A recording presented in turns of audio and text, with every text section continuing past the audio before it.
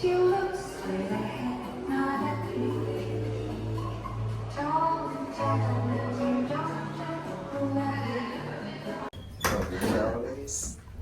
no. We are now in Morocco.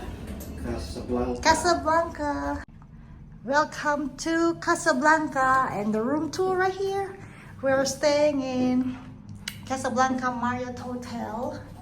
Very basic, nothing special. Shower rooms here.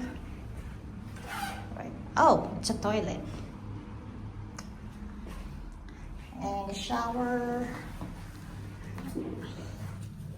Suitcase. Table. Safe. Hangers. Coffee. Fridge. A bed. Slippers. My husband's shoes. That's too much information. And the TV. That's it for the room tour.